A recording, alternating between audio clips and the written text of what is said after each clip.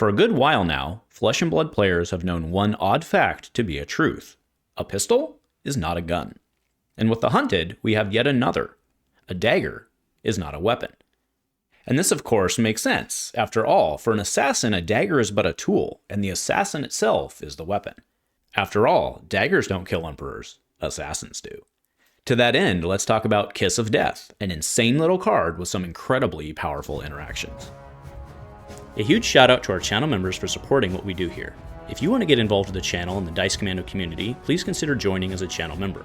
Remember, these videos are only possible with your support. You can show that support with a like, a subscribe, and by leaving us a comment and sharing your feedback. Community first, and go Commando. Hey there, my Flesh and Blood friends. Welcome back to Dice Commando, and go again, a fabulous cast, and thanks for checking in here on your Flesh and Blood Monday.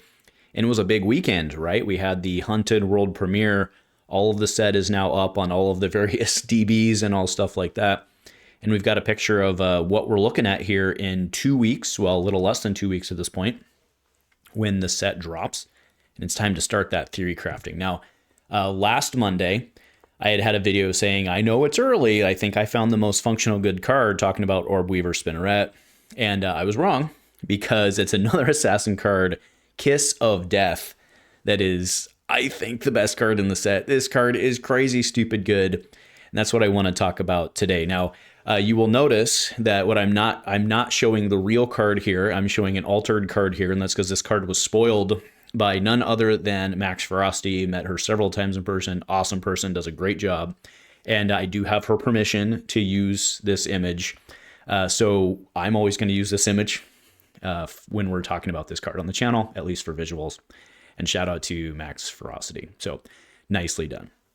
Now, it's been no secret that from when it comes to 2-card combos, Assassin probably had the very best one in the game with Leave No Witnesses and Codex of Frailty. The synergy of those two is absolutely crazy, right? They're just so freaking dirty if you can do it and shred and then get your boots for the go again and then Codex of Frailty and bring it back.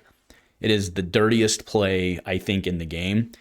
But now, folks, we have another one. So Toxicity, a card coming out of Outsiders, had a lot of paper potential, I think is the way to say that. So Toxicity, if you don't remember what it does, that's fair. It's not in a lot of decks so far, but now it will be. So Toxicity is an 0/4, so this is a rainbow, so it does a red, yellow, blue. For the next assassin or ranger attack action card you play this turn gains, when this hits a hero, they lose 5 health, 4 health, or 3 health, depending on. Does block for 2 in typical go again, or in typical non-attack fashion, of course, with go again. Now, the reason this is relevant is, or the reason this hasn't been relevant, I should say, is it's been pretty hard to get it to land, right? If someone's facing down 5 health, well, that's worth cards, right? Not to mention the damage you would be taking otherwise. And because it goes to an attack action card that gains it, the attack action card itself has to hit. Well, now step in Kiss of Death. So Kiss of Death is a stealth card. When this hits a hero, they lose 1 health. Okay, well, that's not that bad, right? It's a 0/3/3, which is perfectly on curve for what we've come to expect for stealth cards. But there's one little difference on this: assassin action dagger attack. Okay. So we'll go through all the rules. We've seen a rules reprise on it, rules reprise number 24, as well as the release notes themselves. What I'm showing across the screen right now is how does Kiss of Death work? And again, I respect you all. I know you all can read, so I just want to draw your eyes to some important things here. In short, Kiss of Death, if Kiss of Death hits with a flick effect, it counts as an attack action card hitting, right?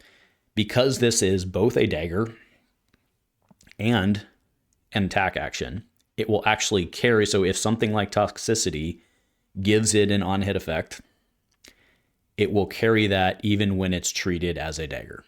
And by it, I mean Kiss of Death is treated as a dagger. So in addition, if Kiss of Death was an attack on a previous link of the combat chain when it's flicked, it counts as an attack hitting, not just as a dagger hitting. Now, first off, out of the gate, if you drop Kiss of Death, they don't block, and you deal the 3 damage with it, it would still count as a dagger hitting as well. So that's relevant for stuffs like stab wound. I mean, you can just see the branches and the tree grow, the branches of the tree growing on absolute interactions that can happen with this card. This is crazy. This card is absolutely freaking crazy. If we go over to the Hunted release notes, of course, there was the joke on the intro is a dagger is not a weapon. So it does not count as a weapon having hit. Or, sorry, it does not count as a weapon attack, excuse me. But it counts as a dagger having hit. But Kiss of Death can be used with effects that flick daggers, duh. And if it hits a hero this way, it will trigger any on-hit triggered effect that apply to Kiss of Death hitting, right? Just reinforcing, again, from the release notes, that if you give it any number of on-hit effects through many card interactions, it would not only threaten that on the card's attack itself, but when the card is flicked at a later chain. So what exactly do I mean by that? It's a little, like, let's put it in visuals, okay? So we have a toxicity into Kiss of Death. So Kiss of Death, if it hits, obviously, right, if it's not blocked and you deal the 3 damage and it's not prevented, if Kiss of Death hits, toxicity would have its effect. So you would deal, let's just say in an unblocked scenario, Kiss of Death would deal 3. They would lose 1 health for Kiss of Death, and then toxicity would make them lose 5. Okay? So that's all if Kiss of Death hits. Okay? And it doesn't say the next time it hits a hero. It says when this hits a hero. So Kiss of Death would retain that even if it hit. And even if they did all the health loss for Kiss of Death itself hitting, like say if you react over top or whatever, they would lose all of that. But then if we, like let's say with Arachne, ASC, or Slip Through or Arachne, this would have go again, right? So you'd then have Infect, or like something like Infect or a follow-up attack. This doesn't matter what it is, but you have a follow-up attack. I chose to use Infect in this case.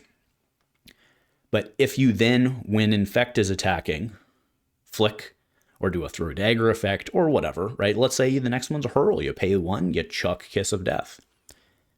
All of those still trigger, folks. Again, if Kiss is flicked, it would still carry the toxicity effect. So whether Kiss of Death hits or not, doesn't matter.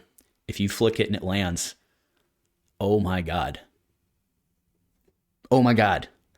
This is an insane combo. Now, I had mentioned that this was potentially a new 2-card combo. That's actually technically not true, right? Because you'd need some other card with which to facilitate the flick. You get it. But this is crazy. This is crazy good.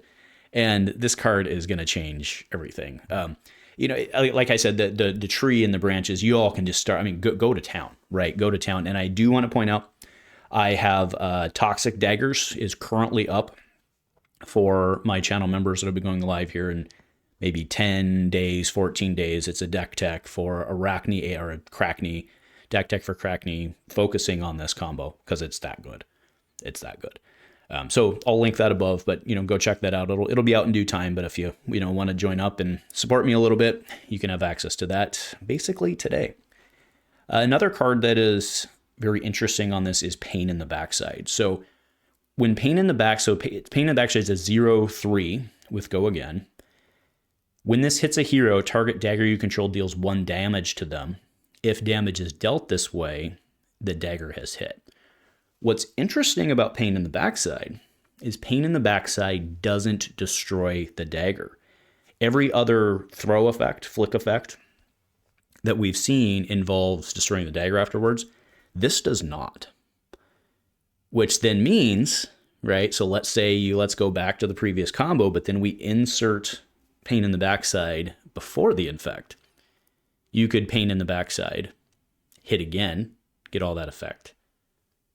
Infect, flick, get all that effect. Because it doesn't destroy the dagger. I'm pretty sure that's how that works. And that's pretty ludicrous. Now, obviously, they're not going to let the first stuff hit. Well, but if you got reactions and stuff, right? If you got them, play them. This is very interesting. I don't know. It's beyond interesting. It's crazy. It's insane. So anyway, that's it for today. This thing is crazy. Like I said, we will be deck teching with it, and assassins. Wow, assassins are gross right now. New can play this, by the way. She won't get go again with, well, I guess she has her things, but I think this is best with Crackney, but this card's gross. Absolutely gross. So anyway, folks, that'll do it today. Let me know what you think. Go Commando.